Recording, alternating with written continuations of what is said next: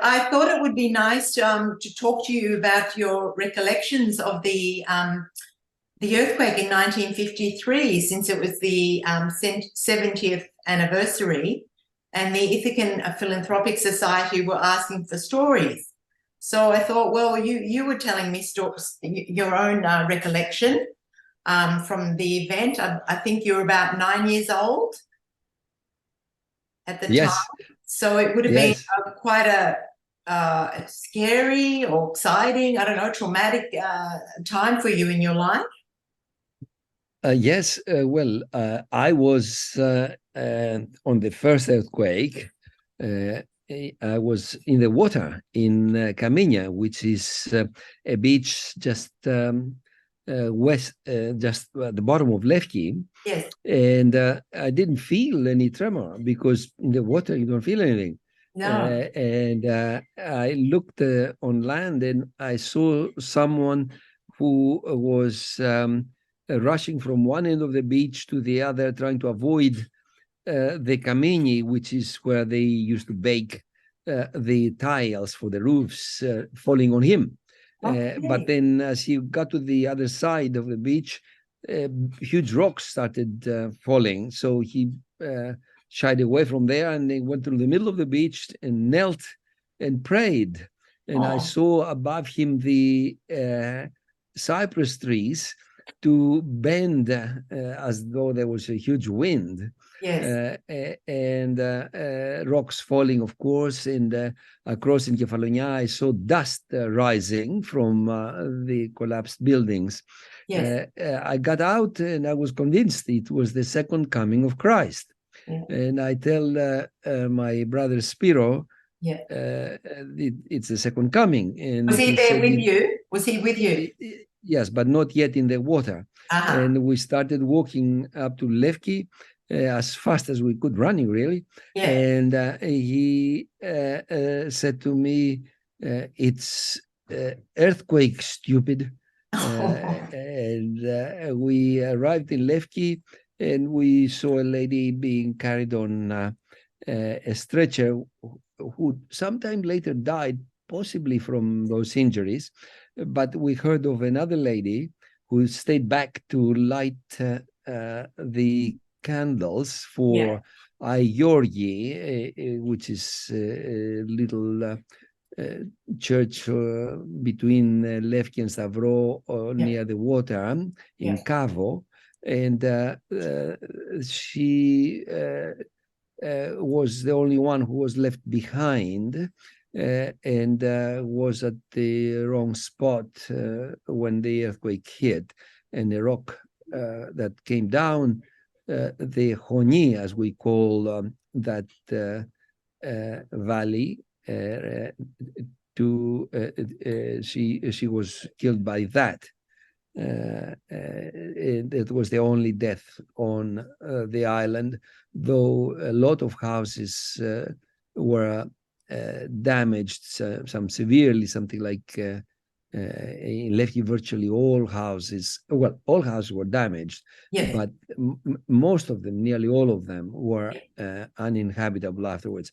In our own house, on the bed where I were sleeping with my mother, a big rock had fallen where we were, so it would have been more problematic, more damaging had it for human life had it happened during the night. And from then on, we slept outside, so we were afraid to stay inside the houses. On the other hand, the Kefalonians weren't afraid, and they actually suffered as a consequence of that.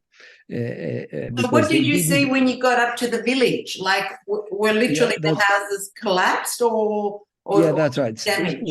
Walls had collapsed. Yeah. And our own house was irreparably damaged. Yeah. And my grandmother, your great grandmother, was out in the street, lost because she was demented. She could remember a few things, But then she lost orientation once the earthquake happened, Yeah. and she was just wandering in the street. We didn't know where your mother was. We knew she was in Kutupi, and we were worried that she might have been in the place that you go to change, which is under some rocks. Yeah. And that the rocks might have collapsed. Yes. But she was safe. Our mother was in Vathi that particular day, and we had to wait until she came up. I forget whether on foot eventually, because also the roads had a problem. Yeah. And that then, as I mentioned, they were slept outside. And I remember what happened that your mother left, and we were still had aftershocks. The whole village, Levki, was affected. The village was affected more severely than any other. That actually was the reason that the British chose Levki to reconstruct, because of it suffering the greatest damage. And they then had this thought of us moving to Stavro and Mas and abandoning Levki, to which our uncle, my uncle, your great uncle, Panos, Yes. said, what are you afraid, that Levki is going to sink and Stavro is not going to sink? So he was stood up for Levki. He thought it was not a good idea. Yeah.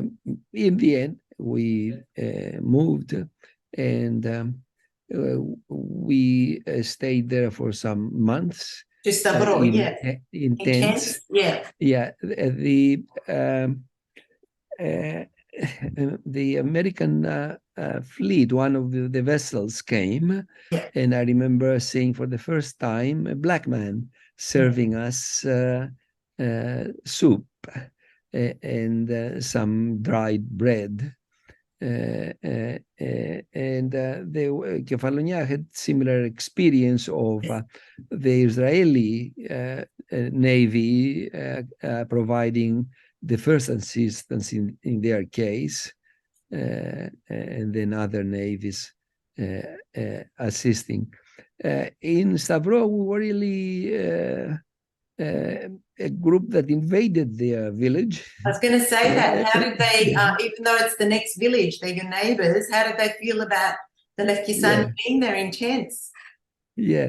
Well, the memory I had is that some families were embracing us, and some were not so happy to see the mess, I guess. empty. Yeah, that's right.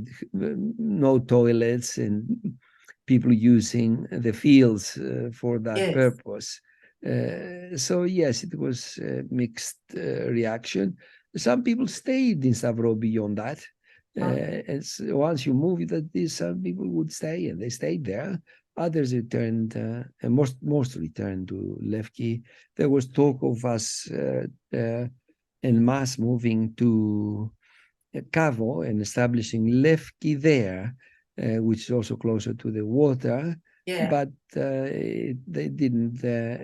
People have an affinity to their own place, and this actually was shown by the Ayanotes, which is the people from Ayani, the village that belonged to the township of Levki, that was also moved in Stavro, and eventually, when the British built the houses for everyone, to their credit. They built it for everyone in Ayani as well, at the edge of Levki, but the Ayanotes did not come to stay there. They preferred their own surroundings, where they were in Ayani. So they made do with the houses that were damaged. They repaired them the best way they could. Many of them, of course, had an extra impetus to move to Melbourne. Of course, and they stayed in Ayani. Now, that little area that was the houses built by the British for the Ayanotes is being actually developed. It And there are is. people It's the building their own Riviera houses. of Ithaca, isn't Yeah, that's right. Yeah. it? And Ayan itself is that, but Yeah. also that edge of Lefki where they had built the houses for the Ayanotes to come to Lefki, Yeah. which they never. Uh, Inhabited. that's right. They subsequently sold it to different people. Is that the There's one on the road going down? That, yeah, for between the example, two where I roads. bought the land. That's right, between the two roads. Yeah, I know exactly. Yeah, Yeah. yeah, yeah. Okay. And now that area is the a significant development, It is. the Yes. most significant in Lefki. Yeah. Yes. So just Uh, for the young people, because who don't know a lot of history, how come it was the English that were helping out? I mean, a lot of us are not from that era. We're not well read, maybe like me. Yeah. yeah. Well, it was a generosity act Generous. by the British, and some other countries helped. For example, Helvetia, Switzerland, Yeah.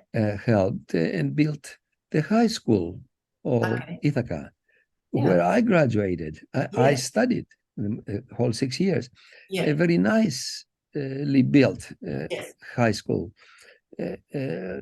So there was some goodwill.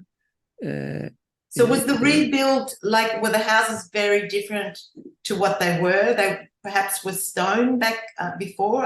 I'm not quite sure. Was the architecture similar or? Yeah, it was stone. Yeah, and now it was they had specific pre-molded cement Yeah. blocks, Yeah. and the houses all had only two designs. One was for a family of more than one person, Yeah.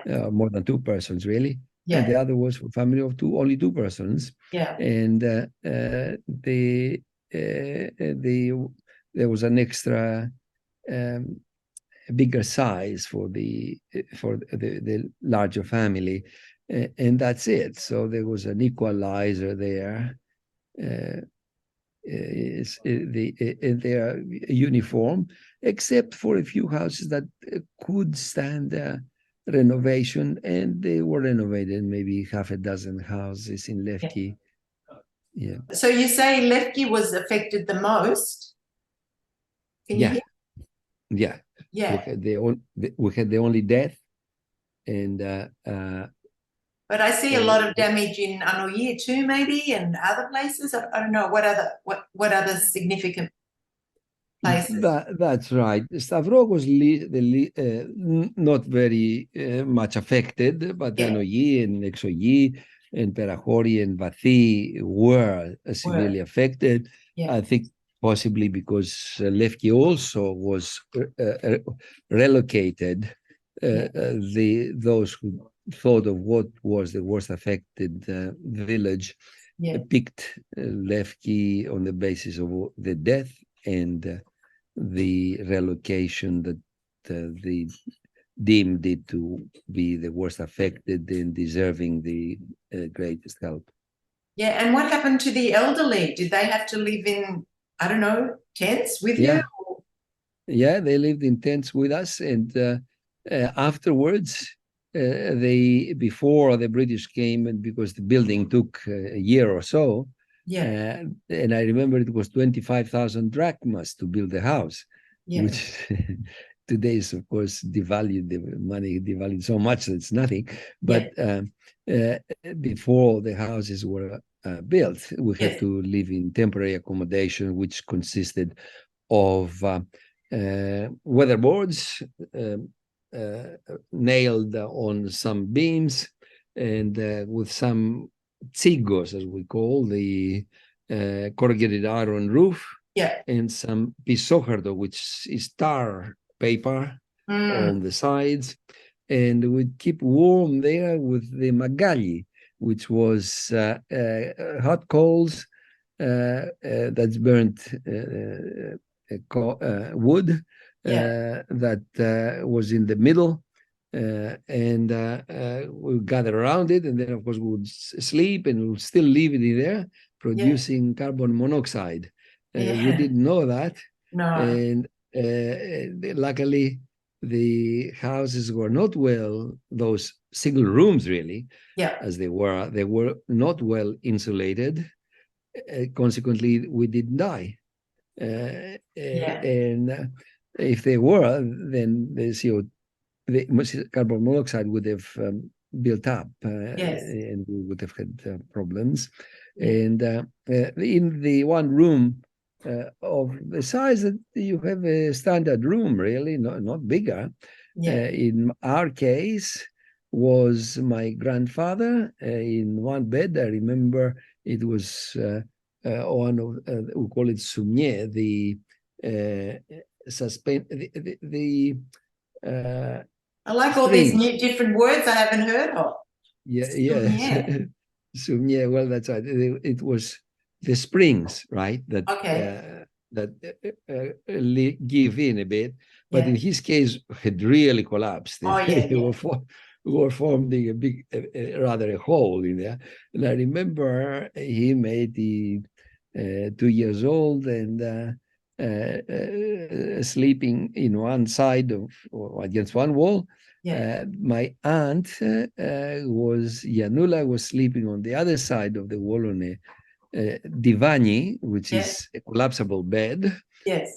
My mother and I was sleeping on the bed, which was a large single bed.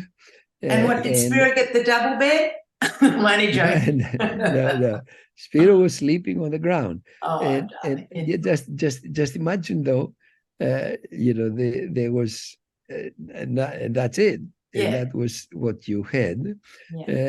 But we didn't feel that we were, the issue is that, deprived too much. No, because everybody else was the same. At least from my point of view, from the kids' point of view, there was no disrepute. It was poverty, but no disrepute. It wasn't that we were drunken there or anybody was drunk and beating someone. It was like a challenge, but like you're going to climb a mountain, you're going to visit Antarctica, you're prepared to weather the adversity, but everybody was the same. And that is, and there were lots of you back then because the village was bigger than what it is now.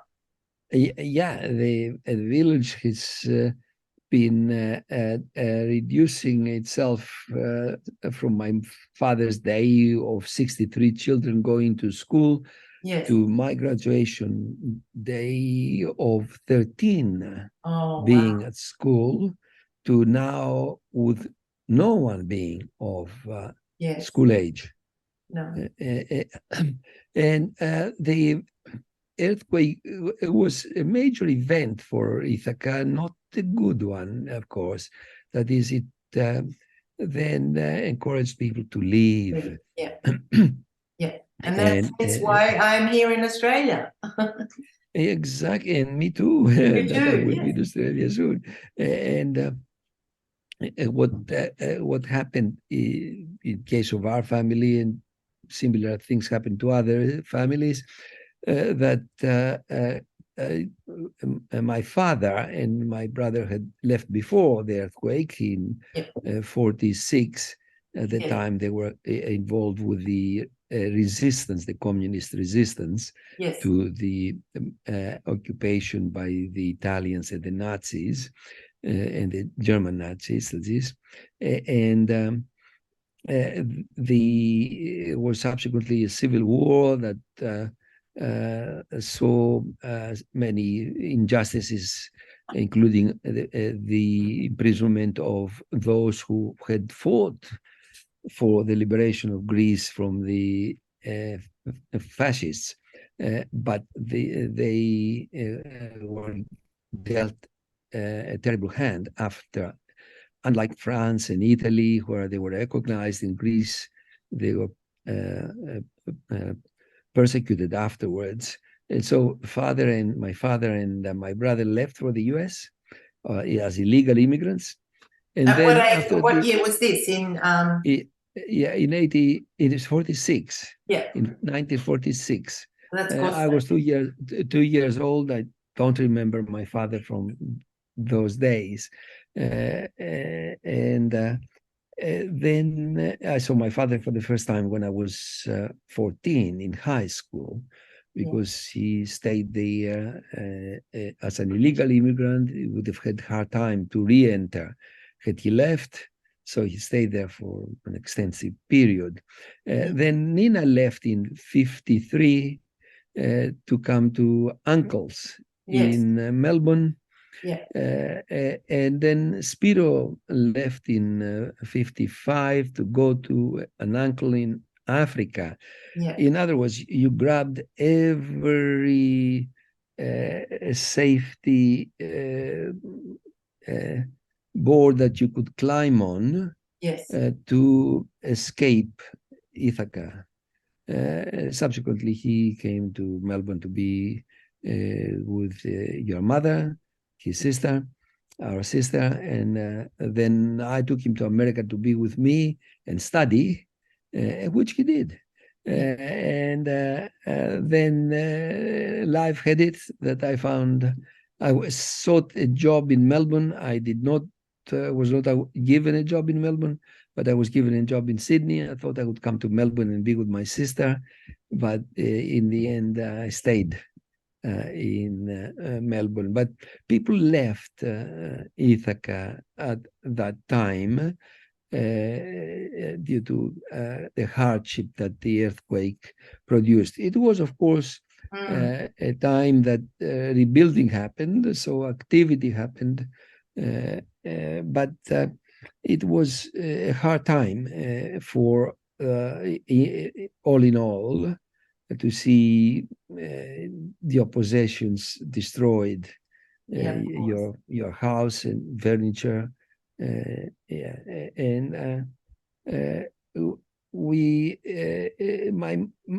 your grandmother, my mother, stayed in Ithaca.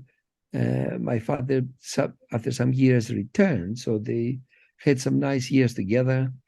And one good thing you see sometimes is that people return and you see the old friends reestablish friendships, like in case of Spiro with Panayoti, who had gone to America, to Chicago in his case, Spiro in San Jose, and Athanasaki from Newcastle.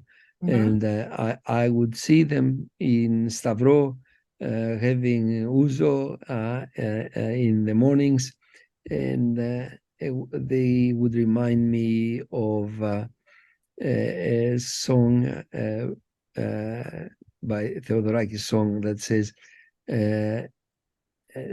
τα πικρά μου χέρια με τον κεραυνό θα γυρίσω πίσω από τον καιρό, τους παλιούς μου φίλους θα βρω με κορδέλες και αίματα. I will come back to find my friends. I will return. And I saw them. It was a nice thing to see that cohort of the kids from the earthquake. Others, of course, did not return. And whatever we say about Ithaca producing, being the par excellence case for nostos, for return, no. Ithaca is depopulated. So there are 2,000 people in winter. There are 2,000 people in winter. And if that. Exogi, that now features one person, one couple staying in winter, had 2,200 people 150 years ago. Exogi. Now virtually nobody. They are all in Melbourne. I know, but some are trying to come over and stay a little bit more, but I know what you're saying. What do you Yeah. Do you see anything like this happen? Is there a risk of something like this happening again? Or, I mean, are houses built to withstand Yes, yeah, such a... yeah, that's right. Well, firstly, as to whether an earthquake will occur again, uh, uh, there are stories, I don't know if how true, that in medieval times the island was depopulated. Could be due to pyros, or it could be due to earthquakes, but I heard both views. Yes. But there was a major earthquake, and I'll tell you what is how scientists can go wrong in predictions. Yes. That's me. There was a major earthquake, I think around 1902, something like that. Yeah. And guess what? There's an earthquake in 1953, virtually 50 years later, right? Yeah. Like, yeah, about 50 years later. Yeah. So, as a scientist, I figured, well, look at it. I have only 2 points in time. Yes. 1902, 1953. What's the distance? About 50 years. Mm-hmm. Well, I was predicting another earthquake in 2003, right? Yeah. 50 And years later. Well, an earthquake did happen, but not so big no, one. yeah. Yeah. I've been in some So, little ones. Yeah. yeah. So the chances are earthquakes will occur where earthquakes occur. Yeah. And in fact, this area here, Ithaca, Kefalonia, Lefkada, has the largest seismic activity in Greece. Okay. Now, the houses are supposed to be built to specifications to withstand an earthquake like that one of 7.2 at the worst. There were 3 major earthquakes back then, but let's say 7.2, the largest Richter. I have confidence. I don't come here apprehensive. No. Yeah. So you were But saying, sorry, backtrack. There were 3. Were they sort of one after the other? That a few days apart. yeah. I remember the 9th of the month, then I think the 12th of August was the other one. They were a few days apart, and of course many tremors in between that would. But there were 3 peaks at least Yeah. in Lefki, and the place I feel safe. That is, unless you have some far greater earthquakes. Yeah. No, I don't feel apprehensive. Oh, and just another question. You were talking how you were living in the tent. So obviously, had my mum? Where was my mum? Was she had left, or like she had left straight away after the earthquake? I'm trying to remember. That must have been not right away, but some months later. Yeah. Yeah, so she I was remember right. Yeah. Yeah, I remember writing to her. I don't remember her in the tent. Yeah. Possibly for a short time. I can tell you a little story with the tent, because there was a tent, but there was also the donkey house. Oh yeah. That didn't fall. It had huge walls. The walls were, like a meter bottom. Yeah, it must be a meter wide. Unheard of. I mean, for a donkey house, right? And there lived the priest. Okay. In the donkey house. In the donkey house. Because you had to stay somewhere, right? The donkey was out, living out now. We took him out. We took her out. It was him and donkey. Of course. Him with the priest with the donkey. That's right. And the priest was staying in there. It was the first cousin of my mother. Yeah. Okay. And on New Year's Day, my mother woke up and said, this superstition that the Greeks have, that they must not see a priest as the first person to see on New Year's Day. Oh, yes. Stupidity, of course. But instead of being kind, very, very kind to the priests, they do have some superstitions too. Yes, yes. After all, he's supposed to be the between them and their God. I've But never somehow, heard that superstition. That's the funniest thing ever. yeah, well, it could be local. I don't know, but I don't Yeah. think it's local. I think it's more widely Yeah. held. Yeah. And my mother said, as soon as she woke up on New Year's Day, I don't want to see the papa, the priest, first off on New Year's Day. Yeah. And my aunt Yanula said, I don't want to see him either. And then they talked a little bit, and then they went to the donkey house, and they locked the papa inside. That's cute. Yeah, yeah. Poor man was And locked in. yeah, the papa started shouting, open the door, open the door. Okay. Yeah. Who And was my the mother, papa anyway? Who was he? What's his name? yeah, Papa Spiros, Oh, first cousin of my mother, and okay. my aunt, of course. Yeah. And my mother said to Tia Yanula, πήγαινε να τα ανοίξεις, go and open it for him. Yeah. And Tia Yanula said, no, you go and open it for him. They let him bang for some time. Yeah. So it was interesting time. But it forced us to stay together closer than you would otherwise. Yeah, of course. And I was a little kid who would cause trouble. I learned, somebody told me of the adults, that there's no God, and that all these things that the priests say are just not true. Yeah. I would say it in front of him now. You started young. You started young, didn't you? I started young, yes. Yeah. And my mother would not say anything when he was this altercation was happening. Yeah. The priest was defending himself. He said, "You will see, God will punish you. You will make your jaw turn to the side. You won't be able to bring it back again." That sort of talk.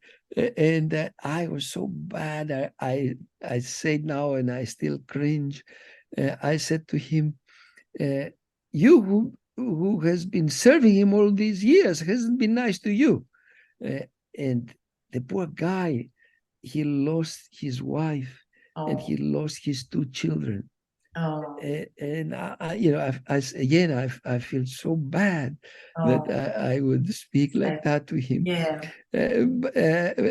My mother would stay principally out of the argument until I was calm, and she would come and say to me, δεν υπάρχει. Αλλά και αν υπάρχει, there's no God. But what if there is? And she was actually expressing the view of Pascal, the mathematician, the philosopher, who said there are 4 possibilities about belief and God. One possibility is that there is a God, and you believe, and you go to church every Sunday, and that's a good thing. You have your future guaranteed forever in paradise. Yes. There's a second possibility, that you believe, but there's no God. Well, what have you lost? You went to Sunday to school, and you saw all your friends, to church, and you saw all your friends. You had a bit of a chat. That you socialized. That's not so bad. the third possibility is that you don't believe in God and he doesn't exist. Well, fine. You didn't lose time in church. You went fishing. That's fine. You haven't lost anything. But there's a fourth possibility, that you don't believe and that there is a God. You are doomed. You lost the whole game. You got nothing. You will be burning in hell for eternity, not for a little time. Yeah. So my mother was taking that approach. Just If there is, there is. I know. But if there is, I know. Look, we've only got 50 seconds left, so I think we finished on a nice note. Yeah, I just want to wish your listeners that their brain shrinks less than expected for their age, and if they wanted to shrink less, then they should look after their heart. Whatever is good for their heart is good for their brain. And exercise. In other words, exactly. And exercise. Yes. And diet as well, proper food, not multi-processed foods. Packaged, exactly. Yeah, I agree. We're on the same page like that. Yeah, so thank you, Theodorgo. We might have some other interviews on other topics. This worked well. Thank you for your interest.